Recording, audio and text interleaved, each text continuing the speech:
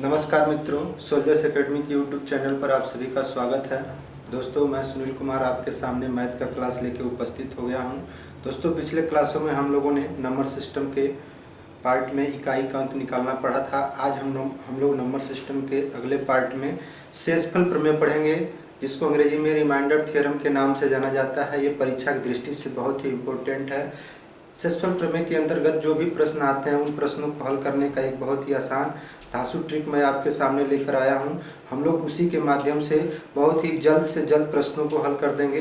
तो आइए हम लोग शेषफल प्रमेय को देखते हैं। शेषफल प्रमेय में हम टाइप वाइज प्रश्नों को बताएंगे, जिसमें पहला टाइप आपके सामने है कि किसी संख्या को 195 से भाग देने पर 47 शेष बचते हैं, तो उसी संख्या को 15 से भाग देने पर शेष क्या बचेगा। देखिए, इस तरह के प्रश्नों को कैसे बहुत ही आसान कम समय में बहुत जल्द तरीके से लगाया जा सकता है। तो ध्यान रखिए, इसमें हमें क्या दिया है, इसमें हमें ध्यान देना है कि एक हमें भाजक दिया है और एक हमें क्या दिया है, शेष दिया है।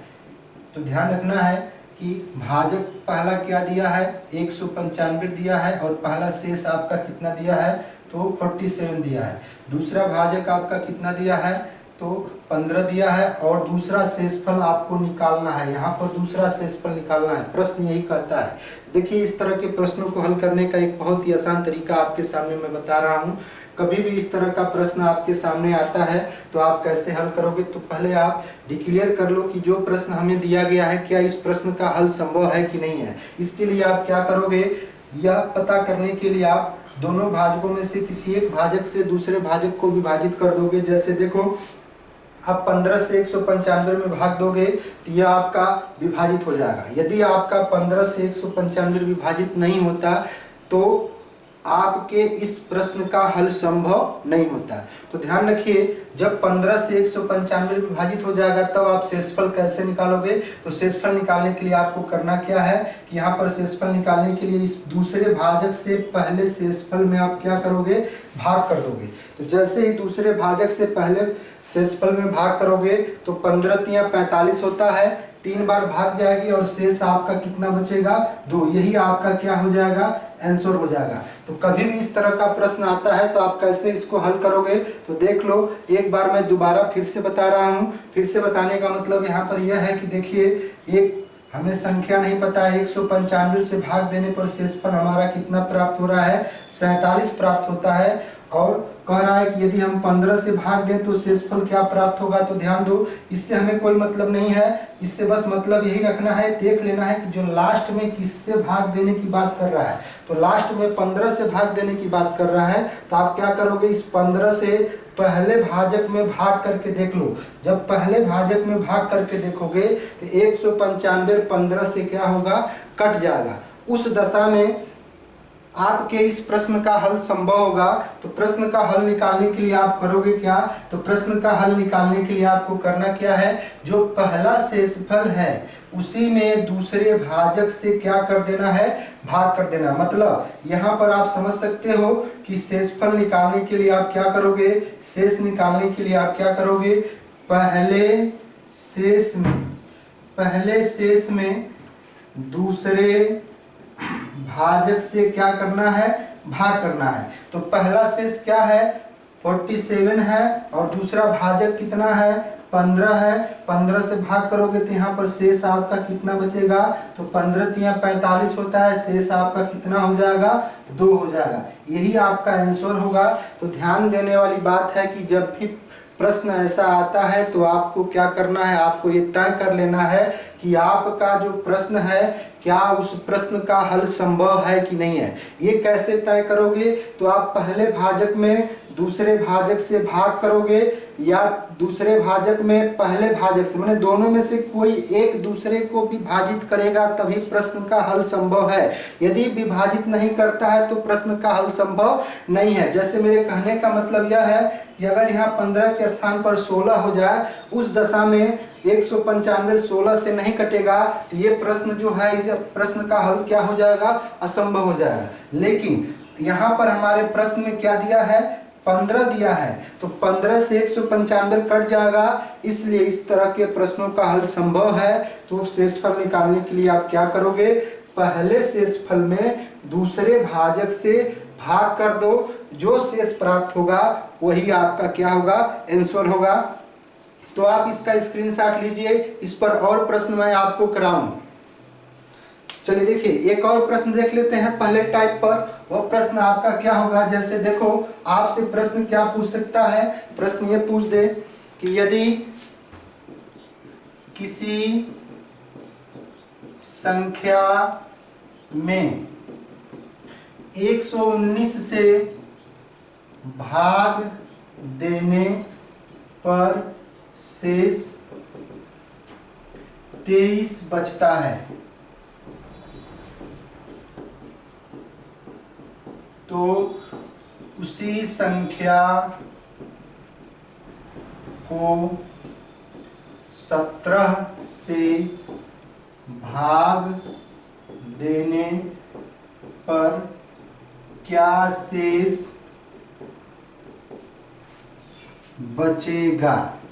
ये प्रश्न है, यह आपका प्रश्न है कि यदि किसी संख्या में 119 से भाग देने पर 23 शेष प्राप्त होता है, तो उसी संख्या को 17 से भाग देने पर क्या शेष प्राप्त होगा। तो क्या करोगे, देख लो 119 से भाग दे रहा है तो कितना शेष बच रहा है, 23। 17 से भाग देगा तो कितना शेष बचेगा, ये आपको निकालना है। तो आप क्या करोगे, पहले देख लो क्या 17 के पहाड़ा में 119 आता है कि नहीं। तो आप देख लो 17 सत्ते कितना होता है, 119 होता है। इसका मतलब कि 17 से यह पहला भाजक क्या होगा, कट जाएगा। 17 से पहला भाजक जब कट जाएगा तो आपको क्या करना है, शेषफल निकालने के लिए आप क्या करोगे कि पहले शेषफल में दूसरे भाजक से भाग करोगे। देखो जैसे ही 17 से 23 में भाग करोगे तो 23/17 शेष क्या बचेगा आपका यहाँ पर, तो 17 का में 17, 17 6 23 होता है, क्या शेष हो जाएगा 6। यही आपका क्या होगा, आंसर होगा। तो आपको प्रश्न अच्छे से समझ में जरूर आया होगा। मैंने क्या बताया पहले टाइप में, यदि किसी संख्या में 119 से भाग देने पर 23 शेष प्राप्त होता है, तो उसी संख्या को 17 से भाग देने पर क्या शेष बनेगा। तो 119 से भाग दे रहे हैं तो 23 निकल रहा है, तो 17 से भाग देंगे तो क्या निकलेगा। तो पहले आप टेस्ट कर लो कि क्या 17 से 119 कटेगा कि नहीं। यहाँ कट जाएगा, इसलिए हमारे इस प्रश्न का हल संभव है। तब आंसर हमारा क्या होगा, इस 17 से आप क्या करोगे, पुनः आप 23 में भाग करो, पहले शेषफल में भाग करो, तो आपका जो शेष बचेगा वही आपके प्रश्न का आंसर होगा। तो आप इस प्रश्न का स्क्रीनशॉट लीजिए। एक और प्रश्न मैं इस पर बताऊंगा आपको। चलिए देख लेते हैं एक और प्रश्न। जैसे मान लीजिए एक और प्रश्न आपके सामने मैं रख रहा हूं, आपसे कहता है कि यदि किसी संख्या में 8 से भाग देने पर 3 शेष बचे, तो उसी संख्या में 5 से भाग देने पर क्या शेष बचेगा, क्या शेष बचेगा। देखो ये प्रश्न आपका है। अब मैं इस प्रश्न को ऑप्शन के थ्रू बता रहा हूं। देखो पहला ऑप्शन दिया रहेगा, पहला ऑप्शन आपका यहां पर दिया रहेगा 3, दूसरा ऑप्शन 5, तीसरा ऑप्शन 6। देखो यहां पर तीसरे ऑप्शन में दिया है प्रश्न का हल संभव नहीं है, और चौथा ऑप्शन मैंने डी में दिया है इनमें से कोई नहीं। देखो जो प्रश्न मैंने रखा है कि यदि किसी संख्या में 8 से भाग देने पर 3 शेष बचे, तो उसी संख्या में 5 से भाग देने पर क्या शेष बचेगा। ये हमारा प्रश्न है कि उसी संख्या में जब हम 5 से भाग देंगे तो क्या शेष बचेगा। ध्यान रखो 8 से जब भाग देना है तो शेष क्या बच रहा है 3। दोबारा हमें किससे भाग देना है, 5 से भाग देंगे तो शेष क्या बचेगा। प्रश्न यही कह रहा है। आपको मैंने क्या टेस्ट करने के लिए बताया क्या हमारे प्रश्न का हल संभव है कि नहीं है। कभी भी ये प्रश्न आएगा तो ऐसा बन सकता है। तो आप कैसे टेस्ट करोगे, देखो आप पहले 5 से 8 में भाग करो। क्या 5 से 8 में भाग जाएगा? नहीं जाएगा। जब 5 से 8 में भाग नहीं जाएगा अर्थात दूसरे भाजक से पहला भाजक विभाजित नहीं होगा तो हमारे प्रश्न का हल संभव नहीं है। तो यहाँ पर प्रश्न का हल क्या हो जाएगा? प्रश्न का हल संभव नहीं है। क्यों नहीं है? क्योंकि पहला भाजक दूसरे से विभाजित नहीं हो रहा है, या दूसरा भाजक पहले भाजक को विभाजित नहीं कर रहा है। जब ये कंडीशन इन दोनों में नहीं लगेगा, दोनों में से कोई एक दूसरे को विभाजित करना चाहिए। अगर ऐसा नहीं है तो हमारे प्रश्न का हल संभव नहीं है। तो कौन सा ऑप्शन सही हो जाएगा? तीसरा ऑप्शन सी सही होगा। तो ध्यान देने वाली बात है कि 2-3 बात मैंने बताया कि कैसे आप हल करोगे। बहुत ही आसान तरीका है, बहुत ही कम समय में निकाल लेंगे।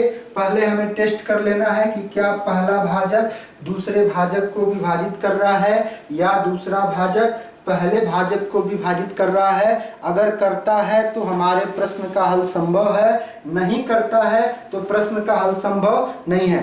तो यहाँ पर नहीं कर रहा है इसलिए हमारे प्रश्न का हल संभव नहीं है। तो हमारा इस चारों विकल्पों में से कौन सा विकल्प सही होगा? सी विकल्प सही होगा। आप इसका स्क्रीनशॉट ले लीजिए। तो मैं एक और प्रश्न इस पर बताऊं। देखिए, फर्स्ट टाइप का क्वेश्चन हो चुका है शेषफल प्रमेय में। अब हमें टाइप 2 का प्रश्न पढ़ना है। जैसे देखो टाइप 2 का प्रश्न क्या है, तो टाइप 2 में प्रश्न आपसे बनेगा कि यदि किसी संख्या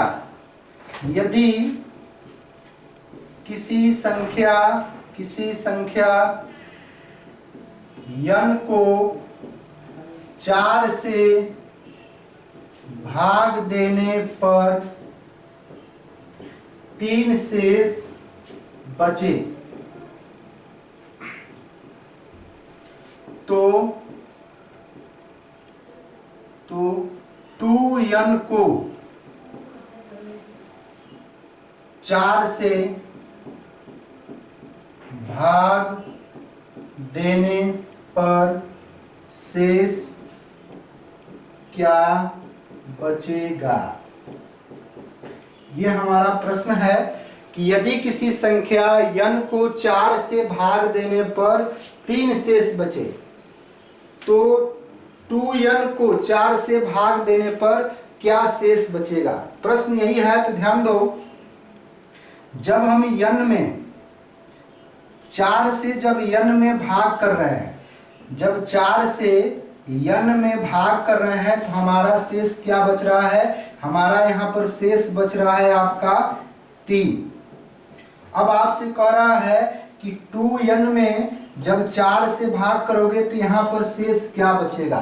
तो आप एक बात का ध्यान रखो, मैं प्रश्न कैसे बता रहा हूँ। यहाँ पर पहली संख्या माने n का दूना कर रहा है, तो आपको क्या करना है, ध्यान देना है कि जब n का दूना करेगा तो शेषफल का आप दूना कर दीजिए। बात हमारी सुनिएगा, n का दूना कर रहा है, यहाँ पर n का इसका 2 गुना किया तो आप शेषफल का 2 गुना कर दीजिए। 2 गुणे 3 कितना आएगा? 6। अब इस 6 में क्या करिए, जो 4 से भाग देने की बात किया है 4 से भाग कर दीजिए, आपका शेष क्या बचेगा? 2। मैं दोबारा बता रहा हूँ, आप क्या करोगे, जो यहाँ पर n दिया है उसका 2 गुना करने के लिए कहा है, तो आप क्या करो, शेषफल का 2 गुना करके पुनः 4 से भाग करो। क्योंकि यहाँ पर 4 से भाग देने करने की बात किया है तो आप शेषफल का 2 गुना करके 4 से क्या कर सकते हो, भाग कर सकते हो। अगर इसी प्रश्न में वर्ग की बात कर देता कि यदि किसी संख्या n को 4 से भाग देने पर 3 शेष बचता है तो उसी संख्या n के वर्ग को 4 से भाग देने पर क्या शेष बचेगा। देखो वर्ग को कहेगा तो आप क्या करोगे, शेष का वर्ग करोगे। अगर आपको 2 गुना का बात किया है तो आप क्या करोगे, शेष का 2 गुना करके पुनः आप क्या करोगे, 4 से भाग कर दोगे तो आपको क्या हो जाएगा, प्रश्न का आंसर मिल जाएगा। तो ये बात आप ध्यान देना, मैंने 2 टाइप यहाँ पर बताया है। यदि किसी संख्या को n से भाग देने पर 3 शेष बचे तो उसी संख्या के 2n को 4 से भाग देने पर क्या शेष बचेगा। तो 2n हमें नहीं पता है, तो 2n नहीं पता है लेकिन हमें शेष पता है, तो शेष का 2 गुना करके 4 से आप क्या करोगे, भाग कर दोगे, तो आपके प्रश्न का आंसर आसानी से मिल जाएगा। आपको समझ में आया होगा, आप इसका स्क्रीनशॉट ले सकते हैं। यहाँ पर 2 ही आपका क्या होगा, आंसर होगा। चलिए देख लेते हैं एक और इसी पर प्रश्न। जैसे देखो आपसे प्रश्न बन सकता है यहाँ पर, यदि किसी संख्या n को 3 से भाग करने पर 2 शेष बचे तो उसी संख्या n के वर्ग को